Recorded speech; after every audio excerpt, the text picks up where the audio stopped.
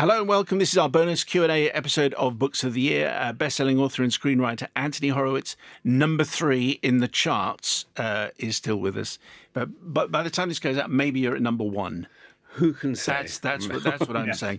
So, Anthony, what is the last book that you really, really enjoyed reading? Well, it was non-fiction, and it's just been published, and it's Rasputin by Anthony Beevor, who is a wonderful history writer, and I know him personally, which is not why I'm mentioning it, but it just happens to be the last book I really enjoyed. And why I enjoyed it was that Anthony's books tend to be huge in scope, so he'll take on sort of the whole year, so 1945, which I've just finished reading that too, because I'm writing a book set in Berlin in 1945, and Anthony is sort of the first stop historian to go to. But I was sent Rasputin, as I often do get sent books, and read it sort of just half out of interest, because Rasputin is one of those names that everybody knows. But how much about him do we know? And by the end of this book, I knew a lot, and it's a fascinating story. I mean, really incredible how this one weird peasant who may or may not have had some kind of magical spiritual powers brought down a dynasty and changed the world. I mean, it's an incredible story. And I like the fact that Anthony is focusing this time on a single person rather than on armies and countries and huge empires. Wow. Superb. Well, the next question is going to be about screen adaptations, and straight away I thought, goodness me, has there ever been a movie about Rasputin? Because I'd love to watch that movie. I think there have been movies in which Rasputin has appeared, but I'm not sure if there has been a... I've just got the Boney M record. Yeah, well, lover of the Russian Queen, yes, from what I remember. So, your favourite screen adaptation of a novel not one of your own? No, that's right. Well, this goes back a bit. My favourite screen adaptation, I knew the answer to this the moment I saw it coming my way, and it is The Go-Between by... L.P. Hartley wrote the book, Joseph Losey directed it, but the surprise is that the screenplay was written by Harold Pinter.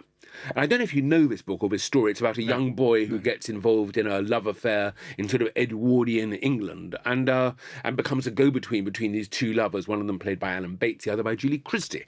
And it's a wonderful film. I mean, it's a great film, but the screenplay, which begins with a famous line in it, the first line of the book is, "The past is another country. They do things differently there." And in the film, that's also the first line, done by a narrator who turns out to be Michael Redgrave as the older version of this boy.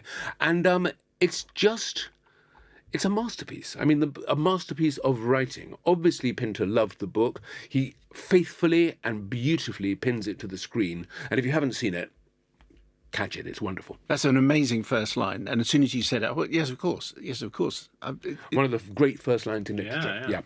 What is the worst thing that's happened to you whilst in the middle of writing a book? This seems like a strange I've thought about this a lot, and I'm going to cheat a little bit because I'm not going to do book. I'm going to do screenplay. It is half my writing, so fair enough. And in the middle of working on a film called Into the Woods from the Stephen Sondheim musical, which is being directed by Rob Marshall, and I was the writer on it. And listen to this. I was due to come back to London to have a week working with Meryl Streep, who played the witch. And I was going to be in the studio with her for 1 week talking about the lines, some of which, not all, some of which I had written for her. And the night before I was going to leave Crete, where I was on holiday, to come back to England, I had a motorbike crash. And that is the worst thing that could happen to anyone in the middle of any creative process. I ended up in hospital with 7 ribs broken, all of them twice, so I had 21 pieces inside. I had a perforated thorax. I had 2 fractures in my spine. I was in agony. And I spent the first day in bed in hospital with somebody holding a phone for me so I could explain to the director what had happened and also to give him a few thoughts on some of the notes he'd sent me. But I never got my week with Meryl Streep. I never got any further work on that film, and it was a painful memory. Yes. Goodness me. You've not been on a bike since, I hope? I still have the bike, and I still use it, but now I only use it a little bit and never at night. But on the plus side, it didn't kill you. No, actually, I'll tell you something rather odd. It made me better in many ways. I had things like sort of stiff necks and sort of back pain. They all went away, and I have this strange theory, which is that my body took such a bashing, and it had to heal itself because the doctors could do nothing. They can't mend broken ribs. The body just does it. And I think the body, while it mended all the injuries from the accident, looked at everything else and said, yeah, we'll fix that and fix that and fix that. And that's why I feel so well now. Excellent. Yes. Wow. If you've got a painful back, please don't have a bike accident. I'd still preferred a week with Meryl Streep. Streep. Yes, quite. Can you write anywhere? Do you have a favourite place to write? Do you have a routine? I don't have routine. I'm very nervous of routine. I try to avoid it if I can. So I don't have a sort of start time. I don't work a certain number of words or hours a day. I write when I want to. In fact, my problem is to stop, not when to start. I don't have a particular favourite place. I love writing everywhere. But if I had to choose one, I would say Orford in Suffolk, where I have the most wonderful views out of the window, a fantastically huge sky. I can see the river. I can see the sea. Boats go past, and I feel totally at peace and happy. And actually, in the winter, I'm just as happy too. When the wind is howling and the rain is coming horizontally, lashing against the windows, I just feel it is like sort of being in my writing cabin. And I've written 5 or 6 books in their entirety in that same space. If you hadn't become the hugely successful writer that you are, is there another job that you think you would have liked to do that you would have been good at? When I started out, I wanted to work in theatre. Either as an actor or as a director. I'm not sure I'd have been a good actor. In fact, I'm fairly sure I'd have been a bad one. I might have been a good director. I don't know.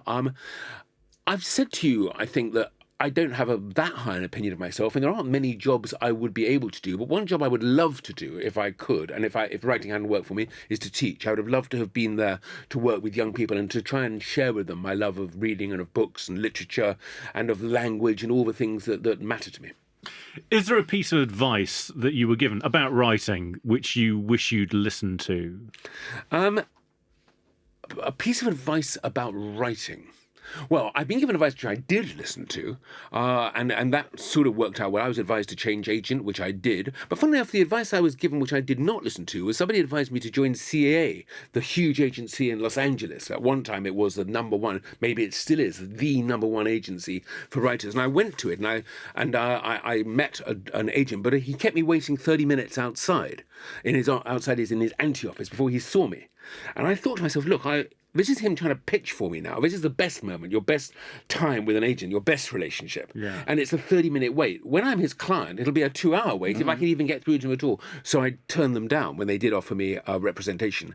And I wish now, actually, I should have gone with them because they were very powerful. And I'm not complaining, but it's just, life is full of these little crossroads you come to, and you've taken a left turn, you think, what would have happened if I'd gone right? And, would I now be in Los Angeles? Would I be working, with some of the biggies on these huge films? I don't know, but I sometimes think it was a mistake not to go with the best. Do you? This is a poetry question. Do you have a favourite poem? Do you have a favourite poet? I can actually quote to you the entirety of my favourite poem, which is by Philip Larkin, who is my favourite poet. It's called "This Is the First Thing," and it goes. I have it written down, but I should be able to remember it. Okay. This is the first thing I have understood. Time is the echo of an axe within a wood. And I think about that poem all the time. And I think it's just it's short, it doesn't need focus or concentration. And it somehow just does it for me. I mean, there are other poems of his. This Be the Verse is his famous one. They muck you up, your mum and dad. I may bowdlerize it for your podcast. And Obard is a fantastic poem. The Arundel Tomb, of course. He is the poet of my life, and I read him constantly. Is there a book from your childhood, Anthony, that you loved, which has stayed with you up until now? All of them. Is the answer to that, because the whole point about reading as a child is that those books never leave you. They stay with you all your life. It's like when kids come up to me and say, I used to read Alex Rider, and now they're in positions like you are and, working in the media and all that sort of stuff. For me, when I was young, the big one was Tintin. I adored Tintin to this day. I surround myself with Tintin memorabilia and bits and pieces I've managed to find here and there, and little pictures and the books, of course.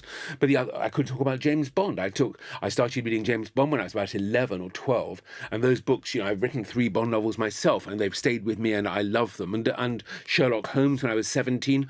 These books made my life, which is why I'm always going on about how, to kids about reading, because, it is making friends that will never leave you. If you put your headphones on, Anthony, we have a question for you. This is a surprise question from a fellow author and fan. This is a voice note from bestselling author, where she sounds as though she's walking in the woods, actually. This is Lucy Foley. Hi, Anthony. Hope you're having a great chat. I want to know, what would Susan Ryland make of Hawthorne if they were to ever meet? And I think I know the answer to this already, but would they ever meet in your books? Would you introduce them to one another? Thank you. How absolutely lovely to hear from Lucy. And if you were to look in my briefcase, in the room next door, you will find her latest book. She's just written a Miss Marple novel, which I am reading and was reading on the tube, which I'm really very, very much enjoying. And we had a lovely chat together in Waterstones only a few weeks ago. Well, the funny thing is that Susan Ryland and Atticus Punt, is that who she said? No, she just said Susan Ryland. What would Susan Ryland make of Hawthorne if they ever met? Susan Ryland and Hawthorne could not possibly meet because that would just do my head in too much. I mean, they belong to two quite separate universes. Susan, being the way she is, would probably quite like Hawthorne because she likes tricky people. She worked with Alan Conway, who was a murderously difficult best-selling author who was himself finally murdered, and she dealt with him.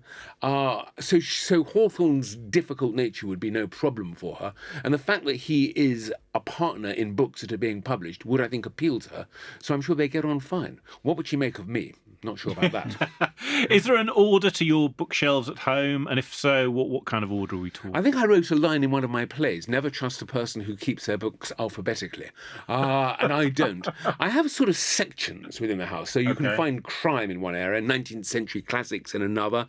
My own books take up quite a lot of shelves because I've got foreign editions as well, and books that I use for research are in another section. Second World War, a lot of those, and other bits as well. I always think of them as I try very hard not to throw away books, and I can tell you pretty easily and quickly where every single book of mine is. If you ask me, where's my Simon Mayo book, which I have several of signed, I know exactly where they are, but there's no particular order to them. Do you always finish reading a book once you've started it? No, not always. Do you? No. I think it is. It's a difficult one because I always think of giving up a book as being a failure on my behalf, not on the book's behalf, but on my behalf. But that's not necessarily true because reading is a partnership with the author. And if you're not liking where the author is taking you, or his language, or her language, or whatever, then I think it's perfectly reasonable to stop. I try. I don't give up easily. I will give it a go. But there are books I'm ashamed ever to have finished. War and Peace is one. I've tried to read it 4 times, but it just every time I can't. I love Charles Dickens. But Pickwick Papers, again, I've tried and tried and tried. It doesn't make me laugh. Is there an author, though, that you will always read? No matter what they come out with, you are snapping that book up as soon as it's available? I suppose there are quite a few. I mean, the one I immediately come to is Sarah Waters. I love her work, and every book she writes is, to my mind, just a masterpiece. The Little Stranger, I think, the greatest ghost story ever written. It worries me that she hasn't written for quite some time now, and I am desperately waiting for the next one. But then, of course, I know a lot of writers, and I mean, I could go on about Anne Seber, the historian, a historical writer who lives near me, and I read everything she does. Kate Moss is a friend of mine. Simon, I read much, I think pretty much everything you've written, not maybe all of them. Victoria Hislop as well is another writer that I know well, and so my friends I tend to read, but books by people who I have met Sarah Waters, but I haven't, I couldn't call her a friend of mine, but she is my must-read author. Interesting. So finally, Anthony, you are throwing a fantasy dinner party. You can invite 3 authors, living or dead. Who's coming? I'm afraid it's going to be quite a masculine evening because I've already mentioned Charles Dickens and he's there, so he's my dead author. I've also mentioned, for that matter, Ian Fleming. I'm not sure he'd be great company. He will criticise the wine, won't he? Yeah. Say, and the plates and the tablecloth and everything else and such. And I'm not sure how he'll get on with the other 2 as well. Him and Charles Dickens, can't see it working. No. The third is going to be Stephen King. I've always loved his books. He's another writer I could have actually answered the last question. Yeah. I've read pretty much everything he's written too. So, interesting evening, I hope. Yes, I do think you're right. I think Charles Dickens would probably think, I just want to be here on my own. I don't really want to get on with the others. No, he was quite convivial, I think. Would he not consider himself a cut above? But that's the interesting thing. I mean, I think Stephen King will be a really good mediator between Ian Fleming and Charles Dickens. And, we'll serve some quite good wine and everyone will get on. Okay. A Deadly Episode is published by Cornerstone and is out now, and it's at number 3, so maybe we get it to number 1. Remember, if you want to get in touch with us, you can email at any time. We're at booksoftheyear@yahoo.com or via our socials. Hope you can join us next episode when we'll be joined by international best-selling author Matt Haig. Thank you very much indeed for listening, and we'll see you then.